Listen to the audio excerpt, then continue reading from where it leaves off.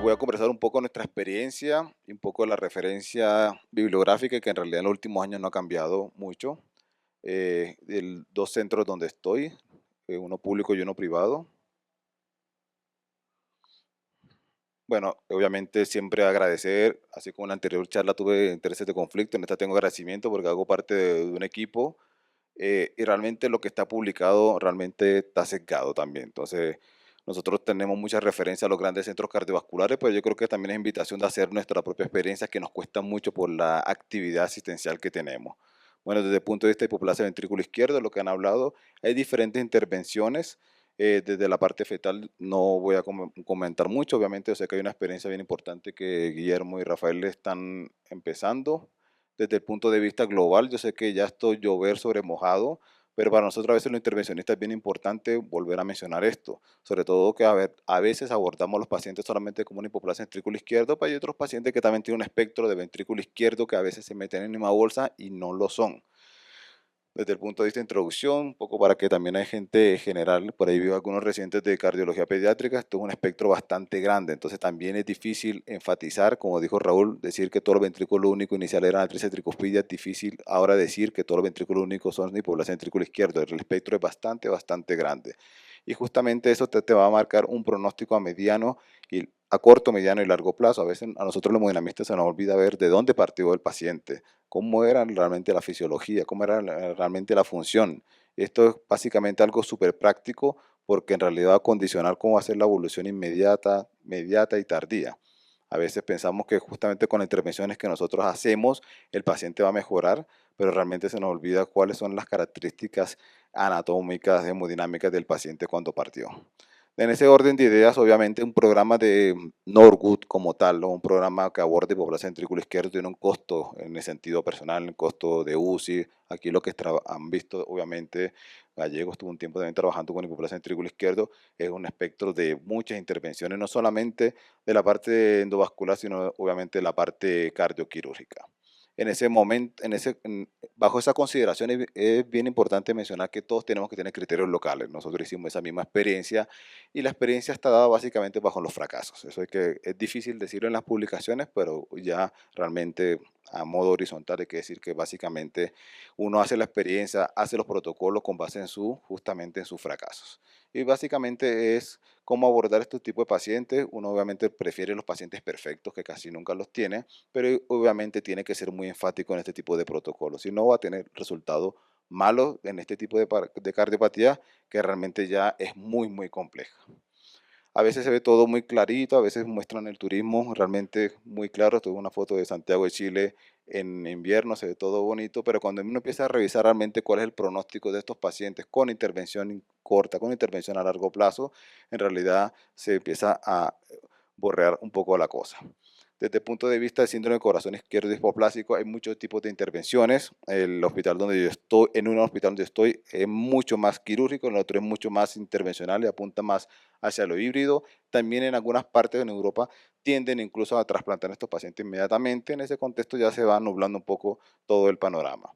Como les digo, hay que ver también la estructura, de dónde parte el paciente. Decimos hipoplasia ventrículo izquierdo y a veces muy diferente y muy distante decir una estenosis mitroaórtica con con una atresia aórtica a un paciente justamente con una estenosis aórtica y una estenosis mitral nada más. Son dos tipos de pacientes completamente, aunque para nosotros al final sigue siendo lo mismo. Desde el punto de vista quirúrgico, nosotros tuvimos un enfrentamiento que es parte de la revisión de esta presentación que también fue de la Sociedad Chilena de Cardiología, en cuál de los dos CHAN es mejor, el CHAN sano para el Norwood o CHAN de Blalottausia. La referencia personal que tuvimos al final, inicialmente partimos con sano, después nos cambiamos a Blalottausia básicamente por el problema de la ventriculotomía y la distorsión de las arterias pulmonares. Sin embargo, con el Blalottausia lo que estamos viendo últimamente es que el paciente condiciona un hiperflujo más y una insuficiencia de la válvula B sistémica o la tricuspidia. Nuevamente, esto va mucho de la mano del cirujano y eso nosotros que somos intervencionistas, en este caso trabajamos junto con ellos. A veces yo les digo que ellos hacen Fontana a media y nosotros los completamos, o hacen Norwood a media y nosotros los completamos. Esto es un paper recientemente de este año que justamente a veces se hablaba mucho de la cantidad de volumen de pacientes que tiene que tener un centro cardioquirúrgico como para hacer procedimientos complejos y en este último paper, en el último artículo no lo menciona tanto. Llama la atención eso, esa creencia que nosotros teníamos y que básicamente tiene que ver más de la experticia y del desarrollo quirúrgico como tal. Con respecto a las diferentes, como les dije, esto fue una controversia que hubo de la Sociedad Chilena de Cardiología, que es mejor el híbrido, que es mejor el Norwood. eh, es muy difícil, un poco lo que hemos mencionado previamente, es difícil categorizar, lo que hablamos incluso en la primera parte de los prematuros, es difícil categorizar a qué prematuro le vas a cerrar el ducto, en qué momento, cuando es difícil establecer diferentes comparaciones, porque incluso van un poco fuera de lo ético. Bueno, aquí está el tema de, vamos a hablar un poquitito del Norwood, perdón, del híbrido. El híbrido actualmente se considera para 5 categorías, una alternativa al Norwood, un procedimiento de salvataje, básicamente en algunas partes se está haciendo el Vivanding como tal, y después diferidamente se coloca el stent ductal, ya sea para que el procedimiento sea en otro momento para trasplante o para Norwood como tal. También para estrategias de Norwood diferido o incluso se hace híbrido en algunos centros para considerar el trasplante, ¿ya? Nosotros estamos haciendo en un centro, en el otro sí hacemos híbrido para casi todos los pacientes, en otro, en el público, hacemos únicamente en híbrido para definir si el paciente está en un BI borderline o en uno de estos espectros de hipoplasia de ventrículo izquierdo como tal. Estas son las publicaciones, como les digo, es difícil comparar todo esto. Un poquitito nomás de BI borderline, como les conté, es difícil categorizar todo este grupo y heterogéneo de pacientes, pero en realidad lo que nosotros estamos haciendo en un centro que tiene buen resultado es el BI borderline y estos pacientes que tienen un ventrículo izquierdo que no es, perdón, que un espectro de ventrículo izquierdo hipoplásico como tal.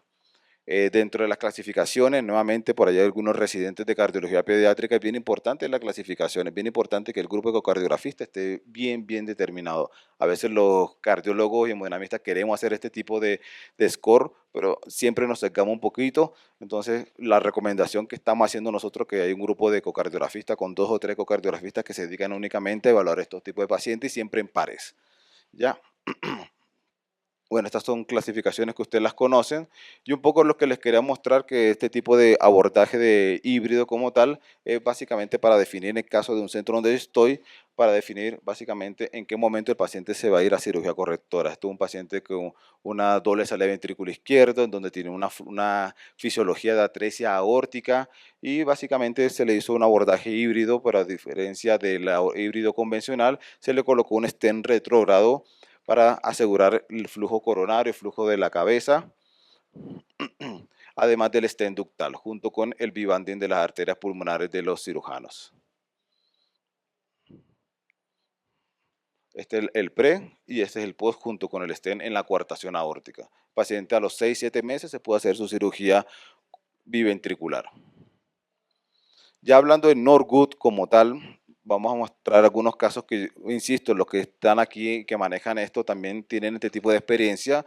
En Norwood sano siempre está la distorsión de las arterias pulmonares. Norwood sano tiene un gran desafío técnico que es abordarlo. Los que lo han visto, no sé si han tenido esa dificultad.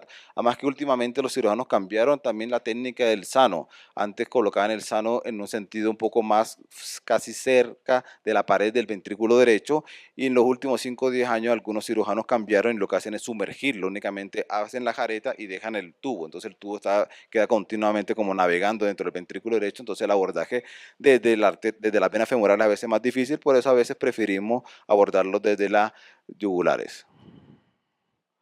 Básicamente la mayoría de estas intervenciones es difícil abordarlo únicamente con balón. Nosotros preferimos ir directamente con stent hacia las lesiones residuales de las arterias pulmonares por Norwood. Pues estadio 1 siempre hay tipos de recuartaciones. Nosotros tenemos 2 tipos de enfrentamiento. Inicialmente la enfrentábamos con retrógrado, pero había una lesión importante, las arterias femorales de estos niños. En el último tiempo decidimos abordarlo ya sea desde la arteria carótida, incluso con stent también más grande que les dan una posibilidad un poco más de que lleguen al GLEM. Estos son pacientes, este paciente particularmente era un Norwood de una hipoplasia de ventrículo izquierdo, en donde el cirujano se resistió y lo volvió a operar el arco y volvió a quedar recuartado. El paciente hizo una falla renal importante, al final decidimos abordarlo desde la carótida y tuvo un buen resultado desde el punto de vista hemodinámico.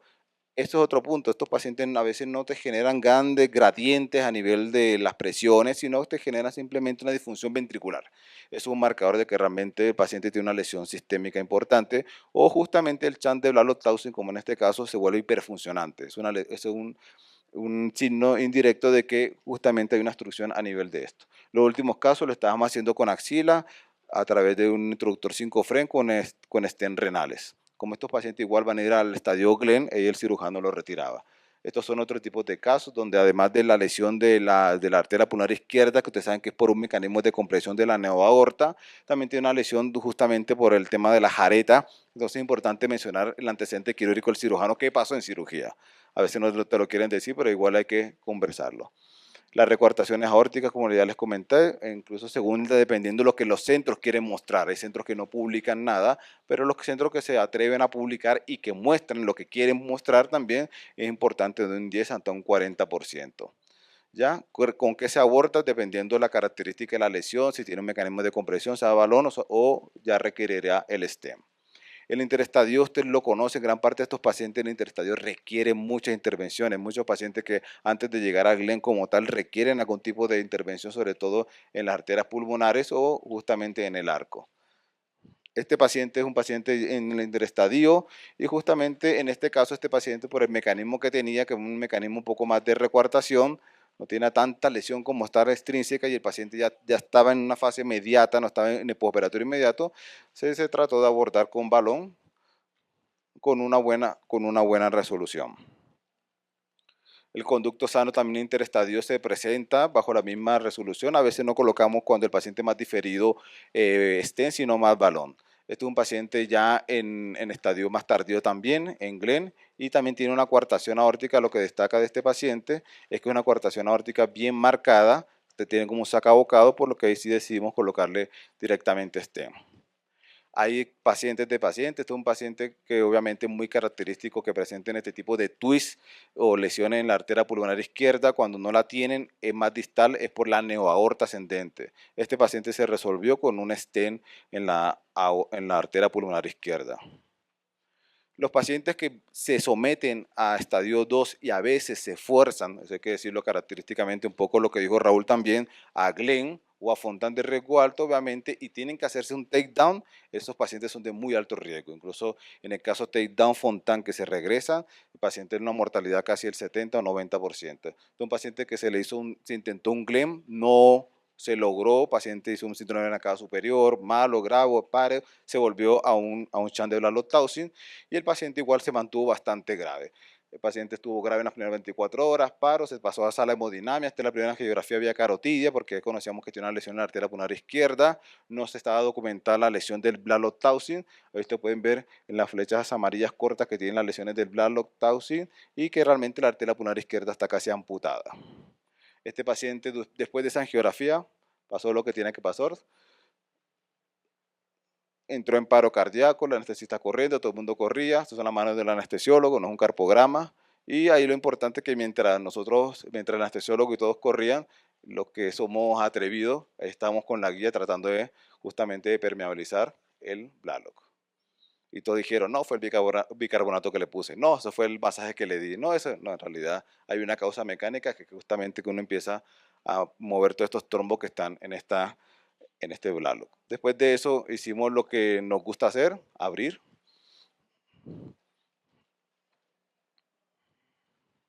Ahí encontramos algo de flujo en la arteria pulmonar izquierda, lo fuimos avanzando una guía y colocamos un stent periférico en la arteria pulmonar izquierda. Nosotros tenemos los fórmulas, un poco mencionaba lo que mencionaba José Luis, pero a veces nos quedamos sin recursos de fórmula porque nos llevan los largos y abocamos mucho a los ventles, los bismuth. Aquí hubo una recuperación del lecho pulmonar izquierdo periférico, algo aceptable, no lo sobredimensionamos tanto porque igual había mucho material posquirúrgico inmediato.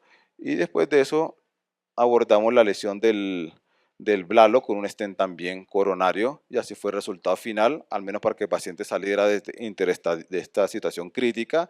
2 meses después, esta es la situación del paciente, el stent obviamente chico para el crecimiento del paciente, pero con buen flujo al menos, y lo que se hizo fue básicamente dilatarlo,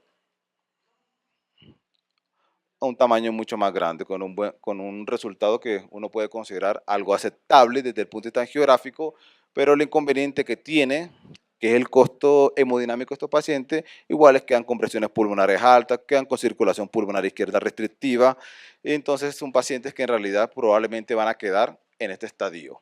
Este es otro paciente que también se hizo un takedown del Glenn, quedó en estadio 1 en Blalock-Townsend, y nuevamente este no es un cateterismo, estos son alrededor de 7 cateterismos tratando de embolizar colaterales. El doctor Lince ha expuesto muy bien este tema, también los puso en el Solasi, y en realidad a veces tenemos buenos resultados, como a veces tenemos malos resultados, tenemos enfrentamiento con dispositivos, con coil, con miles de cosas, y al final el resultado a veces no es tan bueno como en este caso, que incluso en el lado izquierdo está completamente la arteria pulmonar izquierda casi amputada por flujo competitivo de las colaterales.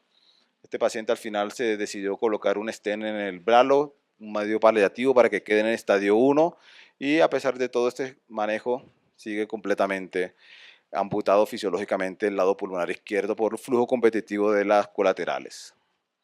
Intervenciones a largo plazo no voy a hablar tanto porque obviamente van a mencionar esto de la circulación de Fontan y un poco de lo que mencionó Raúl. Ha cambiado también el paradigma. Antes éramos un poco más, somos siempre agresivos con respecto a las lesiones. Esta es una paciente que tiene una lesión en la arteria pulmonar derecha. A veces se nos olvida que justamente el paciente después del Fontan aparecen lesiones en las arterias pulmonares que no estaban previamente, porque obviamente este tubo de Fontan genera distorsión significativa en estas arterias pulmonares. Siempre buscamos la izquierda, pero el mensaje es para la derecha.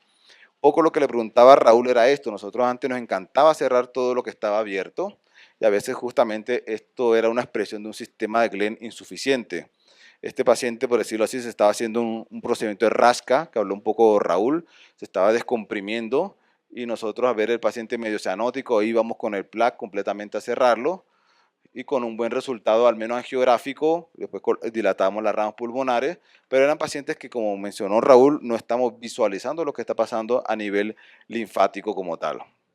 Probablemente son pacientes que realmente no están tolerando su sistema univentricular. A diferencia de lo que hablamos en la mañana, estos son pacientes muy complejos, no solamente desde el punto de vista familiar, personal, tiene un impacto económico gigantesco, por eso algunos centros están abordando el trasplante inmediatamente, y es también entendible que algunos centros no lo están abordando porque el costo para el resultado en ese sentido es bien elevado, y como les digo, todo parte desde el principio. A veces nos cuesta entender que la primera evaluación es súper importante para definir si realmente este paciente es necesario intervenir tantas cosas para un resultado al menos no tan bueno. La conclusión es que el camino de la tapificación ventricular en hipoplasia ventrículo izquierdo, como dije Raúl, hubo un cambio de paradigma del univentricular con la hipoplasia ventrículo izquierdo, es de mucho trabajo. La colaboración de los cirujanos intervencionistas es indispensable.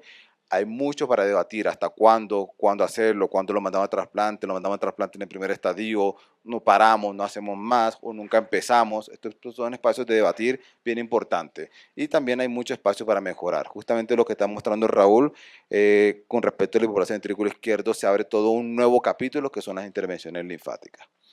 Eso, muchas gracias.